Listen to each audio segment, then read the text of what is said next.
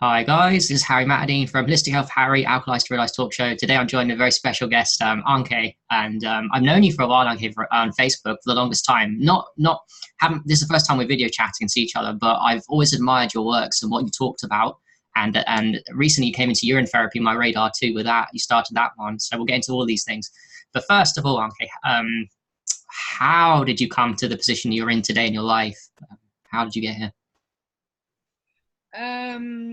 Well, first of all, I live in rainy Holland, and it's getting cloudy and darker here now. I'm not sure if that's the same in where you live in England. Yeah. But it seems that the summer is over, and sitting here.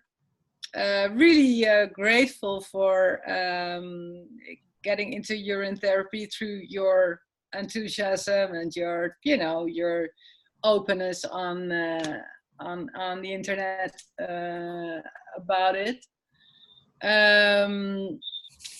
So I feel I'm resonating for a while now with your post, and I'm happy that you invited me to speak about my practices. When I was about 20 years old or something, I started to be like a spiritual searcher, like many of us. And how did you get into it? How did you get into? Were you broken by the system? Did you have some kind of accident? Something go wrong in your life? No.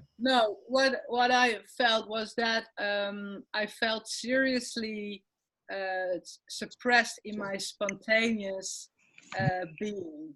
Like I was very shy and I didn't dare to speak my truth, and there was like blockages in my throat, and I felt like blockages in what I didn't know about the third chakra, and I felt like really, suppressed. And then I started searching, like, okay, maybe I need some therapy, or maybe I need some body practices. And this was back in the 80s when Osho came up with this harsh body work, and it was really like doing lots of exercise and in a retreat, and people around me started puking, and it was like really the rough work to get rid of blockages. And I really started to love it, because I freed my spontaneous impulses, and all of a sudden I did dare to speak up, or to make jokes, or to be around people, and felt more liberated.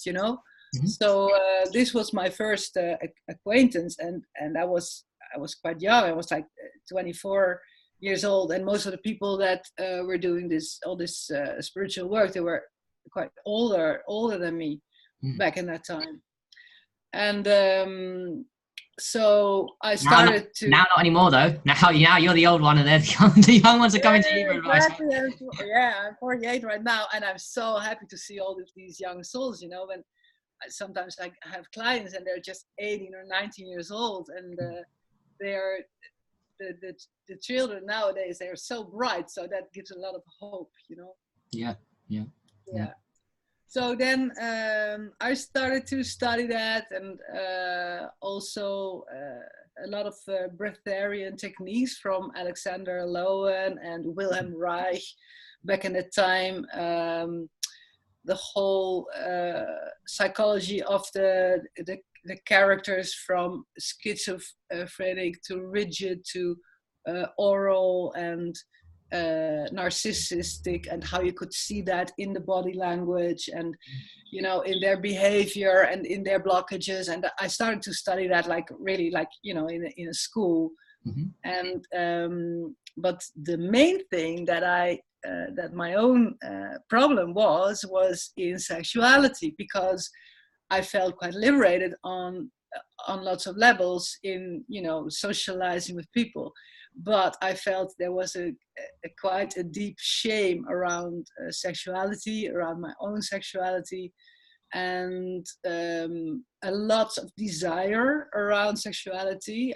Somewhere I knew there was this, this paradise in experiencing romantic love together with this, deep body love. But I didn't know how to access that. I really didn't know. And then I started to crawl into, Tantra. Tantra for me was the next step, really, after, freeing my impulses and my body up. And then it started to get really interesting because I was a student in a Tantra school. It was called Green Tantra, and initiated by the Crazy Wisdom. I don't know if you know about it. No. But it's basically, like, in a shortcut, it's monks meditating in caves and doing basically literally everything to get out of their egos. So like really tough practices, like drinking alcohol for hours and hours, and then try to be really clear in their heads and speak really from their souls, or what we did was basically free ourselves sexually on all levels, living out our fantasies, having group sex, being confronted with jealousy issues with the partner, to see if the monogamy is fear-based or is really out of choice. So it was quite a radical school. And I started to work together with my former partner and the father of my children for that school. So basically everything was about Tantra in the last 6 years. I left the school though, to walk more my own path. But for me, it was an extreme liberation. And also, our teacher, he knew how to work with Kundalini energy, so he initiated lots of Kundalini energy in all of us. So it was a crazy time back then. Yeah. Do you know, it sounds really interesting to me. I like the idea of polygamy. People may have put it by what I've just said there, and maybe your story. Some people are judgmental, you see, but we're talking to people that we want to. Just from my point of view, I think that polygamy, in a way, I've never tried it, would be harder, because monogamy is like, yeah, you just said something called jealousy there. Surely in polygamous relationships and all this kind of free sex and stuff, there would be a lot of, you would get attached, because it's part of the condition of duality to be attached to things, right? We don't want to be attached to people and stuff, but I think it's our nature. So I can imagine jealousy and all these would make us grow more ultimately. It's harder in one way of looking at it, surely. Yes, there's so many perspectives, of course, to look at it, because from my experience, of course, most of the people who are in a monogamous relationship and are not really aware of why they probably are in there out of fear-based reasons, like seeking for comfort and being together, and it's all very safe and cozy. And of course, if you want to find out what your real intentions are, and then you bring in someone, another man or another woman, and see what it triggers, it's quite a delicate practice, because it can liberate a lot, but it also can destroy and damage a lot if you don't do it with, great reverence and respect. Yeah. So, yeah, I think, a monogamy-based relationship is very beautiful, and you can go very deep because you cannot escape. And if you have an open relationship, or you do a polyamorous relationship, then you always have a back door. If the one relationship is not, going really smoothly, then you have a back door to sneak out. But on the other hand, if you do it with lots of respect, it can also open up a lot of vulnerability between the two primary partners, because you do talk about very, very intimate, vulnerable things. So I think you can look at it from many perspectives, and I don't have this one opinion on it. I am now for the last 3 years in a monogamous relationship. Okay. And before, with my ex-husband, I tried out to be in an open relationship for years, and it didn't save our marriage. It did not. So we got divorced in the end, but yeah, this was probably more due to, or that the fundamental stuff wasn't really addressed. So yeah, there's many different ways. I think it's a very individual thing, but you're right. If you want to confront your ego, then yeah, watch your partner having sex with another woman or man, and it's gonna freak out for sure. There's and some people are not. They're really,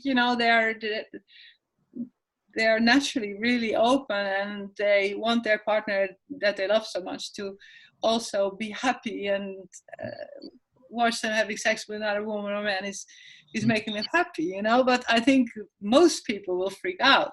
Yeah, definitely. Unless you practice it, and even if you practice it, I think there's always going to be a part of you that's trying to, it's going to have that little feeling, because it's almost, to be human is to be jealous in a way. Like, surely that's just for everybody.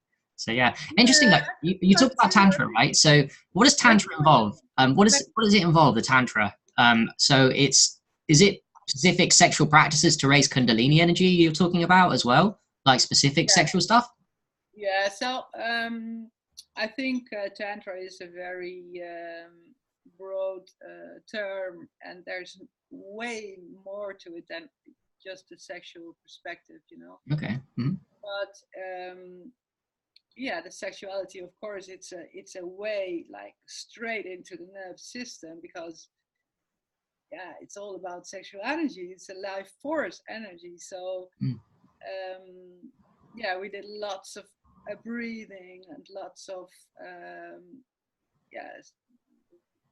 exercises in vulnerability and touch, and with blindfolds, and but also de-armoring the body. So that's nowadays what I do mostly for my work. Is I'm a body worker, and I do the external de-armoring to like melt blockages in the body, but also to work on internally. And this is also quite a subtle work, because you work you massage the vagina internally to melt blockages there, but also the anus. So that's you're like really working on a very, very intimate level with people. And of course you can imagine that sometimes they're stored in these vulnerable spaces a lot of trauma and a lot of blockages. Like, think of a dog who's getting hit by his boss, he's by his owner, he's putting his tail like this. So when you look at the perineum and the anus, that's like our first chakra. It's the basic chakra. And if people do have not a nice authority like teachers or parents, and when they're small, like children, they tend also to lock their anal muscles. And so if you work on that and you take the tension away, of course, then people can get quite emotional. And so yeah, we did lots of physical work there. So this was a very physical school, like also having sex and group sex, and doing these fantasies and stuff. That was quite a physical entrance to work with sexuality. Yes. You said something interesting there about the tension. I understand. This is new to me, so I like the idea that there's trapped emotions everywhere in the body, specifically the anus, the first chakra. But how about this? There's the Muladhara Bandha, where you pull up the anus for men and women. That's also very powerful too. So actually consciously pulling up the Mula Bandha actually does something for the first chakra. How does that work together? So we're talking about are you loosening it so that it's more effective to do Muladhara Bandha, which is constriction of the first chakra? Well, this is what I'm actually learning in the last year myself, because I got into Kundalini Yoga, and Kundalini Yoga is, for me now, is a way more subtle practice. But when I do the Mula Bandha and I clench the anus and then also, the other muscles and pull the energy consciously up into my third eye, it's a very, very strong practice. So, but it's also very subtle, because you really have to be very aware about all your body parts. And I don't know if when I was in the Tantra school, the work was less subtle than with the Kundalini Yoga. I'm not sure even if I would feel that much Kundalini energy now in the Kundalini Yoga if I wouldn't have practiced on the sexual level before. But it's a very personal way. So I don't know, but it's yes, I do believe it's a very strong practice, and especially combined with the sun gazing. The sun gazing through you. You said you do Wim Hof breathing. What I'm doing is at the moment is Wim Hof breathing, and when you hold the breath for 2 minutes or 3 minutes on the Wim Hof breath, then I do the Mula Bandha, and I just hold the Mula Bandha for the 2 minutes of I'm holding my breath, and that seems to work really well. Mula Bandha with Wim Hof breathing is very powerful. Yes, the combination is just awesome. Yeah, it's a good one. Yeah, I'm really, I'm so super excited, because somehow I managed to integrate these practices as a daily practice, like a cold exposure. I have a lake. I'm very lucky to have a lake here. Cool. So I go into the water and then do my Wim Hof practice and combine it with some Kundalini Yoga and do the sun gazing. And I can see, like, all these practices together, they just plug you into nature, so much. So and this is all to really have the combination, and to also have the discipline to do it each and every day. That is what makes it work. It's not like, oh, today I'm going to sun gaze, and next week I'm going to do some Kundalini Yoga, and then I'm going to do some breathing if I want to, that was how I did before. But like bringing it everything together, and then in combination with fasting, which I think, like, I wouldn't even say fasting, I would say just like abstinence of food, just not touch food, that like really plugs you into who we really are. Oh yeah, definitely. We talked about this off air, and you sent the messages that I so agree with you. Like, everything that we do that's good for us amplifies times a million, and I think that's our true nature. It brings us to our true nature the quickest when we empty out of. And we're talking about good foods here. Sometimes we're talking about eating clean and raw. I still think that fasting is more powerful than clean and raw. It's better to eat nothing than to eat something good for you. Ironically, nutrition is great, but fasting, I don't know, it's better to me. Yeah, I believe that too. So I started to clean up my diet. I had a really bad diet, like, eating meat, lots of cheese here in Holland. Okay. Yeah. Really, really bad stuff. Mm-hmm. And then kind of intuitively, I started to clean up that diet, and I got into really great detox programs, like, from, I don't know if you know her, Alexandra Cousins. She has the mucus free, right? Yes. And I really, really like that perspective. But then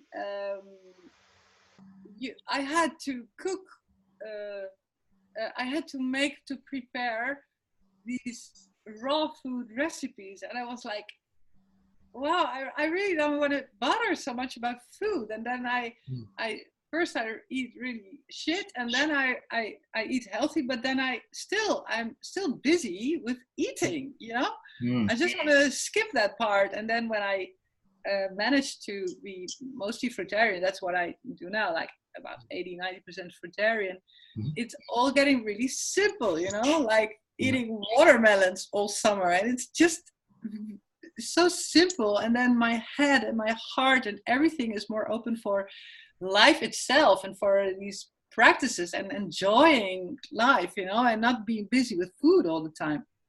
Yeah. So meanwhile the vessel is really cleaning up, because, well, you know about this. If you the intermittent fasting or the dry fast moments, they are like the most connected to spirit, you know. It's like yeah, again, like, you know, like plugged in, like the Avatar, you know, with they plug in with their hair in the tree of life and in those dragons. Have you seen that movie? Yeah, I love that movie. Yeah, definitely. Yeah, I love it. It's just like the connection is just so fucking strong. So I feel so much devotion since the dry fasting and you know, eating less. Have you messed about with aged urine? You're on urine therapy. Do you want to talk a little bit about how you started on your? Well, you said it was with me, but I mean, like, what did you do? Fresh urine on the body, and did you drink it straight away? No, I was. I put myself in a 10-day darkness retreat. So rented. My boyfriend and I, we rented a room in Belgium, which was completely isolated from sound and from light. And there were 2 beds, and we decided to not speak to each other for 10 days and just do our own process. Whoa, okay. And, I had done a 5-day darkness retreat before with the Tantra school I was in, so it wasn't completely new to me. And then when I arrived there, I decided on the spot that I didn't want to eat nor drink, to really go into a deep experience. And then, you know, after, I don't know, because you really lose track of time, but after, I think about 2 days or something, you know, the pineal gland produces its own DMT, so it was really becoming very light in the room, although it was very dark. And I hadn't been eating nor drinking anything. And when the longer I got there, the more liquid everything got. Like, you know, there's not so much difference anymore between my body and the surroundings. And it was like my body really became the womb of the universe. So I could like feel everything in my womb. But it was really, it's really strange to put words to it, to what happened there. And then suddenly I remembered lots of meditation techniques when I was in the dark, because I really needed it. I mean, you're there like 24/7. You are fucking bored. You don't know what to do, you know, and you don't want to sleep all the time. You want to sit up and meditate. But so all these meditation techniques that I had learned before, they just came together. And even I started doing spontaneous mudras, although I never have learned them. I just knew, like they just came to me, you know. And then at one moment, I went to the toilet and I was like, all right, I'm gonna drink my pee. And I was so anti, you know, and so much resistance. Yeah. And I just put a few drops, like I microdose it, you know, like I put a few drops under my tongue, a few drops in my eyes, and a little bit in my nose, and I was still disgusted, really disgusted. But I started aging also back then, urine, so I just collected bottles and I put them in the garden in the sun, but I never opened them. And then when I came back from that retreat, there was a moment like out of the blue, and I was ready for it. And I started to drink my morning urine, and because my diet was so clean, it tasted really good. You know, like better than boring tea. It really tasted good. And I started to love it, and told nobody about it. Then I started in the summer. I started to rub it into my skin. Basically, I know everything. And then at one point, I opened one of these bottles with aged urine. And, yeah, I must admit, I mean, I was resistant in the beginning, of course, but it's really strong stuff. It's really, really strong medicine. It is. Yeah. So I'm having an eye infection. I don't know if you can see. I'm having an eye infection at the moment. Okay. Mm-hmm. I'm doing, I think it's from all the detox, because my head is really detoxing at the moment. Mm. Brain also. So I started to put it in my eye, and I feel that it's just like pulling the infection out. Yeah. Oh, it does that. It pulls and pushes and does everything magical, because it is magic. It is just us, isn't it? But of course, it does smell, like you said, and that can be off-putting and brainwashing. At the beginning of me, I was disgusted. Oh, wow. I wasn't disgusted, but I wasn't like, yay, it's urine time. First time I ever took it. It's like, you know, it's hard at the beginning. You get used to it. Now, I think this is the most beautiful thing about it. It's such an intimate connection with yourself to drink your own waters. Mm-hmm. And so I think that is the biggest benefit of it, is that I'm so intimate. I became so intimate with myself. That's just amazing. I mean, even if I don't eat, my dreams are so alive. And you probably know, it's like, you know, these lucid dreaming. It's all these things never happen to you if you only consume and, you know, and are full. You need to clean the vessel to be able to like get the earth energy in and to get the heaven energy down and to merge them. You have to. Yeah. Yeah. So I'm really looking forward to the world developing more this whole fasting or abstinence of food idea. And my biggest example at the moment is Eli Tom Elamin. You know him? Yes, of course. The Bavarian guy. Yes. Mm-hmm. Cool motherfucker he is. You Yeah. know, like, he really lives it. Yeah. I love him. And I think I'm like you. I want the world to do more fasting, because that's like the number one way really to heal and to amplify the vessel. But at the same time, we have to recognize that a lot of people around the world are doing it. But the problem is they're tying it with religion. So we've got the Muslims that think it's part of a religious practice, you know, worship of Allah. So they'll do it for reasons of a God. And they got other people do it for religious reasons. There's a lot of other religions that do it for religious reasons. But I'd love to see people take a step back and do it for themselves instead of for a higher power. They're doing it for higher power, yes. But I mean, I'd love people to do it for their own health too, whilst they're in this human vessel. Not just because their religion makes them do it. That's what I kind of wish for everyone. I think it goes hand in hand with starting to a love relationship with yourself, actually, because otherwise you cannot do it. You know, I fall off the wagon every now and then because it's, you know, the food is so addictive, and we have such strong imprints, like 30, 40, 50 years of eating, you know.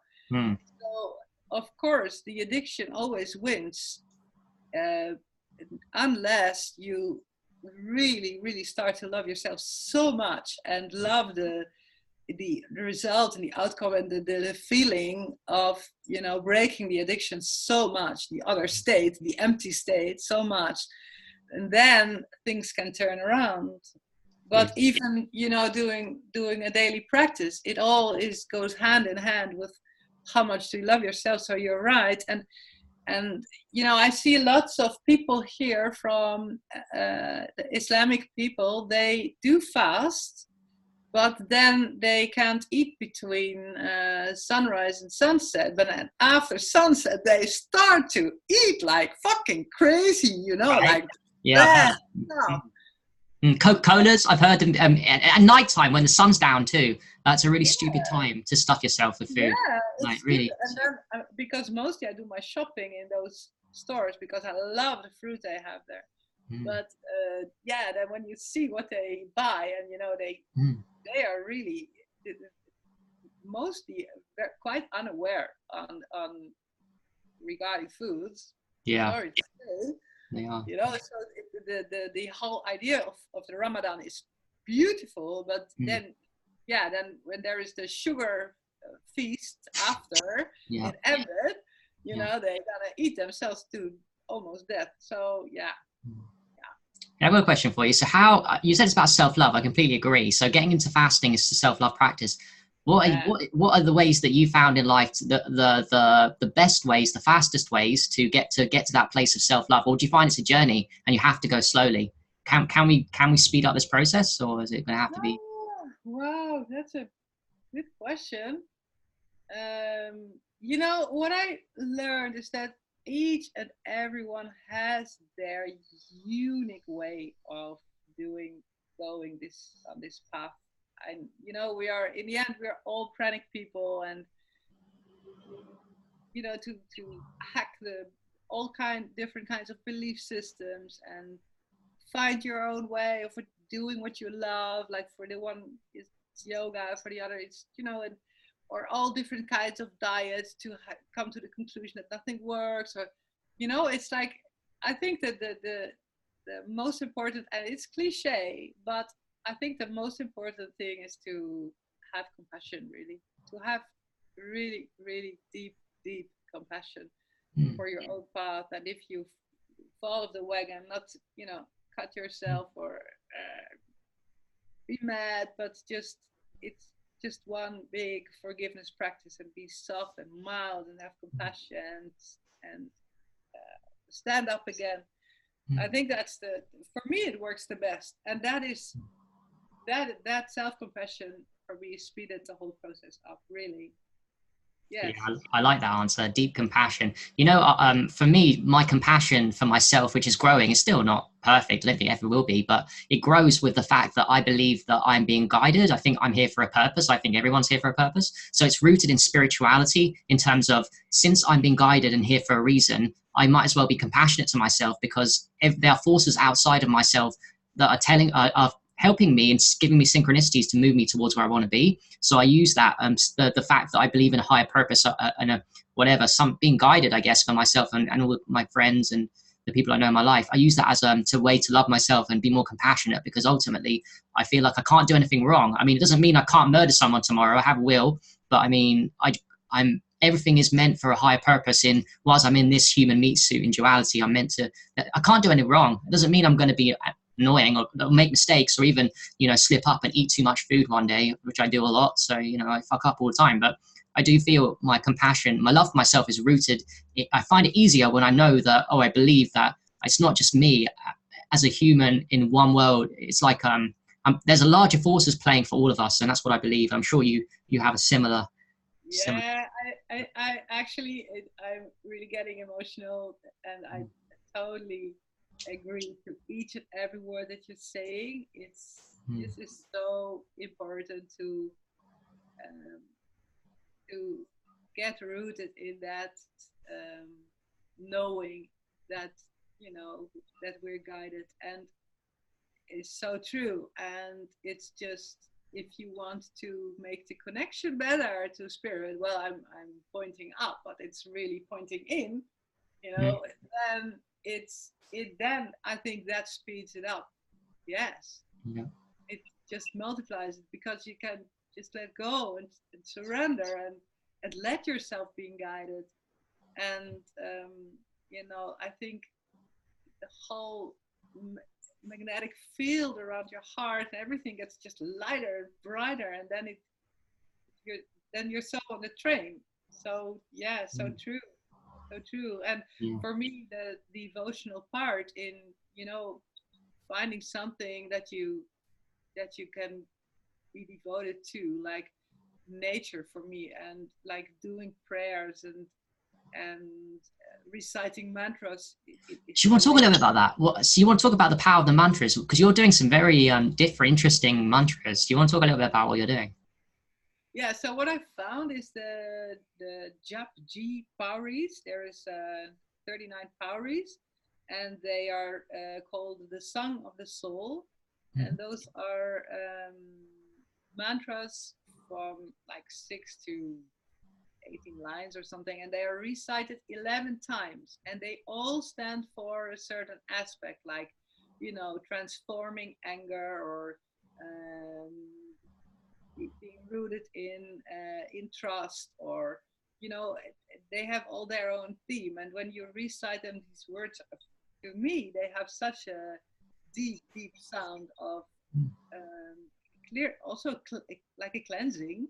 So I'm doing them as a meditation because for me, I'm really do, you know, like I'm a little bit ADHD, so I can't sit still for hours and hours, but I love reciting these mantras and repeating them forever. So yeah, that's one of my practices. I think you just found the treatment for ADHD. Let's get the kids to do mantras every day. The ADHD kids. Yeah, get them to sing and to play. You know, I just bought a ukulele and the hang drum, and I was like, yeah, you know, I'm just gonna try and sing next to it. And my voice was really bad, and still my children sometimes say like, "Mom, can you shut the fuck up?" But you know, I also feel that it's liberated, and I just love it. So yeah, let these children sing and play and make music. And did you homeschool your kids out of interest? Did you send them? Well, first of all, I put them to a normal school, and then I discovered about Rudolf Steiner. And then when I had my children at Rudolf Steiner, I saw that, you know, the idea was nice, but it was still, you know, they were still pushed into school and concepts and everything. And now here in Holland, there is a new concept of schools. It's based on the Sudbury Valley School. I don't know if you know it. No. But they, their vision is that if you don't, if you let children choose what they want to learn, then they really go for it. So that is a school where they have sofas, and children, they can just sleep all day if they want, or they can do computer games if they want all day. So there's no structure at all. But if the children say like, oh, I really want to learn English, then there's an English class, and then they can join that, you know? So it's quite a new concept. It's not perfect. Is that the whole of the country, or just one part are you talking about? Yeah, the whole no, I think there's about 20 schools now, and they are actually agreed from the government that children can go there, but they're not paid. So you know, you have to. Oh, it's paid. Private schools, yeah, private. Yeah, they are private schools, so that's, you know, they're quite expensive. But sure. Yeah, my children are really having a lot of fun there, and they're mostly outside. And my middle boy, he just decided to go to a normal school because he said, yeah, Mom, I think I'm not learning enough to go for a study. So that also came from himself, you know. It wasn't like, oh, you have to do. No, he really wanted it himself. And my daughter is 12 right now, and I think she's into horses and everything, so she's gonna find her own way. And so yeah, I think it's a beautiful, like, you know, new concept, but it's not perfect yet, because I think we're quite lost in the school system, really. And you're pioneering it, because I can't imagine too many countries doing what you're doing at the moment in your country. So you've got to be a pioneer for the rest of us, like. Yeah, I think so. Yeah, well, there's actually it comes from the United States, but I'm not sure how many schools they got there. But in Holland, there's quite a lot. Yeah. That's one thing I love about Holland, is the way you're open much more. It seems like a stereotype to us that the Holland people are much more open-minded and culturally free. Might not be true. I'm sure it is, though, in some aspects. I don't know. They say so. Yeah. Yeah. Yeah, maybe the northern countries, maybe also, you know, in Sweden, in Norway, there's good stuff happening also regarding childcare and stuff. And yeah, I don't know, but you know, we still have vaccines promoted and all that shit, and milk promoted, and 5G, you know. So yeah, you know. It's okay though. You ride your bikes a lot. You ride a lot of bikes. It's okay. Yeah. It's interesting. And of course, you know, the whole, you know, plant medicines here in Holland. I mean, there's a lot to do now about ayahuasca and DMT, and I think in Holland they're quite open-minded regarding plant medicine. Cool. And you know, you can buy CBD oil in every drugstore, and it's not with the THC, but they do acknowledge that CBD can heal a lot of stuff. So I think that's quite cool. There's lots of ceremonies actually going on with, you know, plant medicine. I really love it. I think it's a big doorway to use it also, again, with, you know, with prayer and good intention and ceremonial. I think it is. Yeah, we're going to talk about that. So you've done. There's so many psychedelics that we can do, and I look at it the same way as you. It's a doorway into, like, say someone's going through severe depression and they're stuck in a rut and they've not got the motivation to do all the therapies that we talk about: tantra, healing, fasting, grounding, sun gazing, urine therapy, distilled water. This is all too much and overwhelming for them. Well, you can kind of trick the system a little bit by taking yourself to a very high state of consciousness by taking that psychedelic. With intention or without intention, sometimes too, accidentally, without expecting it. And then all of a sudden that magic mushrooms or whatever is going to remove that depression and give you a state of consciousness of, like, totally rewire your brain. And then you'll come out of it and you'll think, wow, I didn't realize this was possible for my life. And then you start changing from a psychedelic. Like, it's like crazy. Yes, I see that all the time. I mean, of course, also there is a trap. Of course, like with everything, you know, with sex, there's a trap. With drugs, there's a trap. But I teach my children, like my eldest son, he's 22 right now. And when he started smoking weed, he was about 15 or something. And all the parents of all his friends, they were very much against it because it's dangerous and it's a drug and this and that. But my partner and I, we had really opening experiences with it. So I taught him, like, okay, if you use it, just use it with, you know, intentions, not to escape from the world and to flatten yourself, numb yourself out. No, just do it, you know, to get a higher consciousness. And nowadays, he's getting quite around in the world for his job. He meets a lot of people who are doing coke, but, you know, cocaine and the really strong stuff just to, you know, to escape, not really for higher purposes. And he just stays away from it. He's just not interested. Because he has this discernment of, you know, experiencing him itself and seeing for what reasons to do it. And of course he's 22, so he's also doing it for recreational stuff, maybe a little, you know, but I think it really has to, we really have to teach our children to how you can use this as a medicine and how you can use it for damage, and, you know, so they can decide themselves instead of it's forbidden and it's bad, you know, because it's not. It's a key. Yeah, all of these are literally keys to the kingdom. Keys to plants are there to help us, in my opinion.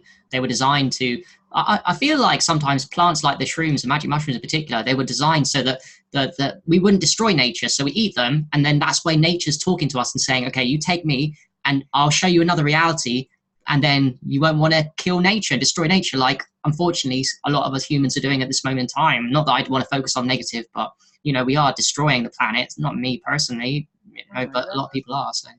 Well, we are all responsible, aren't we? I mean, I feel also very responsible. Each time I take the plane, I'm like, Yeah. Yeah. And yeah, of course, I'm also contributing to that. And yeah, sometimes I'm like, oh my God, haven't we got too far? You know, my eldest son, sometimes he says to me, he's 22, he says, like, Mom, your generation, you all think it's going to be well, you know, and maybe after 50 years there's a problem. But he says the problem is right here, right fucking now. If we don't act in 5 years, probably everything's gone. And then maybe it's good that everything is gone, because, you know, life will start again. Come through. Yes. Yeah, maybe hopefully with higher consciousness than we all have, because Jesus, we got quite far away from ourselves, didn't we? Definitely. You know how I look at that too? I feel like if we're going to go through a cycle of it getting really bad again, only good can come from that. And whatever's going to happen is going to happen. That doesn't mean I don't have conscious control, but what the higher power's playing out, I've got it all, the consciousness of of love and pure consciousness has got it all worked out for like a cycle of fun. So it can't really be wrong. It's not to say I'm not going to try my best, but everything is meant to be. I mean, that's the way I want to look at it. It's not how I feel most of the time, but that's my better self knows that anything that happens to me, you, my friends, anyone, it's meant to be for your incarnation in this lifetime. And, you know, try and not get attached to it and get hurt by it. And if people are destroying the planet, what can you do? Because you can only work on you. I can only work on me. I can only work on you. I can only help you. I can only help myself. People that are ready to listen, we can't tell people about urine therapy. We can't tell them to do Tantra. We can't tell them to do fasting. We can plant seeds. We can't force them. So people will come when they're ready. And in the meantime, the only thing I can control is how hard I work. But also not going too extreme where I lose complete touch with reality, and then people see me as a guy that hugs trees all the time, and then I can't help people, because if I go too far down that route, I'm also very conscious that I will lose the people that I want to help. So I try and find a balance between being hardcore with my discipline, but also letting go and having fun in life as well, not being too serious. So. Yeah, I think that's quite important, that you really love what you do and do what you love. You know, I think that's the most important to keep yourself alive and kicking, and in order also to radiate that out and to walk your talk and to live your message. And I think you're doing really great, because you're not ashamed to expose yourself. You know, I never post stuff on my timeline, because, you know, people might think I'm just totally crazy when they know I'm drinking my urine, or I really believe that we do not need to eat to thrive, you know. Yeah. So yeah, but yeah, of course, you know, my one of my teachers, he said, like, there's two different perspectives. There's the human storyline, and it's all very sad how it goes, and, you know, the oceans full of fish and poison and blah blah blah and everything, and that's one perspective. And the other one is, yeah, okay, this is what human consciousness does to itself and to Earth, and just let's see what happens, and all is good, you know, all is good. It's just a matter of perspective. And indeed, we do have to do our best, not later, now. Yeah. And work on ourselves. Yeah, it's true. I agree. Yeah. It's so beautiful what you said there. Like, I feel like the balance of the left brain, the right brain. The left brain, masculine, wants to dominate and ego, and it's needed, logical and ethical. And I think with the right brain, feminine's more nurturing, like the Gaia, like compassion, one consciousness. And we need both. And I think we're too much driven in the left. Like, let's plot plastics in the ocean because I don't give a shit about this, and I want to buy stuff. And I just feel like it's too much simplistic. I think there's too much left brain, and we lost the balance. The matrix has lost our balance between the two, and we've become less whole. Now we're overly dominant on one side, and this side is just got completely muted. So, you know. I totally agree. And I think ultimately said that, like, as a conclusion of this whole talk between you and me, that should be the focus, you know, that we get balanced in our inner man and our inner woman, because we got both of them. And the inner man is the one who keeps us disciplined and focused, and the inner woman is the one who, you know, intuitively just plays life out, like, as it unfolds, you know, in a loving way with lots of heart. And when they work together in us, then we are balanced, and then we can really reach and live our potential. And our potential is huge. I think we just live a fraction of it. So I love this perspective of yours to, you know, to balance these out in ourselves. That should be what we should teach our children in school, actually. Yeah, I think that's the key. This brain hemisphere imbalance is what it's all about. It's not necessarily degradation of the human body. It's imbalance up here that they want, so that we don't find our true nature, because our true nature is within the left and the right brain. And like Emily Fletcher says, it's half and half for a reason, but we don't use half and half, and it's not our fault. It's the way that we're brought up from our parents and our friends and family and the system that we live in. So my job, certainly my work now that I'm focused on, is just fixing my brain hemisphere imbalance. I know my left brain's really quite good. I'm quite proud of it. It's very dominant and very wants to help people. You could argue in an egotistical way. I don't think it's that bad to be that egotistical, but my right brain needs a little bit more work. So I would just carry on being more compassionate, connecting with more people, timing this ego down so I can have more influence and more balance and creativity. And I think I want that for everybody to, depression starts with the brain hemisphere imbalances. All these problems start in the brain, to me. Right? Yes, exactly that. And then hand in hand with, practices for the body to keep the physical vessel is so important too. Yeah. Really to actually really connect with the space in the heart and with the space in the gut and with the space between your legs, where there's so much power and life force. I think that is, the sun agrees with me. The sun's come out for us at the end. I love it. Anke, it's been a pleasure talking to you. Before we leave, is there anything that I didn't ask you or we didn't cover that you think is important that we didn't touch bases with that you'd like to conclude with? No, I think we're good for now. Yeah, lasting message, one love, one peace. Let's work on balancing brain hemispheres and work on physical health and be the best versions of ourselves, right? Yeah, let's go for it. With lots of people, all the people that are going to look at this and make it to the end, I am sure we are all together. And Facebook is such a great medium in this, because I feel there's so many groups in detox, in fasting, breatharianism, in breathing, and everything, and we're just really friends. I feel there's just this network is bigger than just on the screen. It's really out there, and it has a lot of energy in it. So, I'm so appreciative of it too. I love it. Yeah, Facebook has changed my life. Social media, if you use it right, and it's for me quickly. It's a way of knowing that you're not alone. Because when you walk out the street, sometimes you just think everyone is not on my wavelength in terms of what they want to talk about, their passions, how they live their life, their physical health, emotional health, working on themselves. But then you come on social media and people like myself and you, and we start connecting around and realizing, oh, do you know what? I'm not alone. There's other people working on themselves and wants better for the world and consciously active. And then, your life changes when you get on these media. Yeah, me too. I feel so inspired and I feel so supported by all these groups and people and friends. So it rocks. Yeah. Cool. All right, guys. Thank you, Anke, very much. Thank you for everyone watching. This is Harry with Anke for Holistic Health Harry. Thank you very much.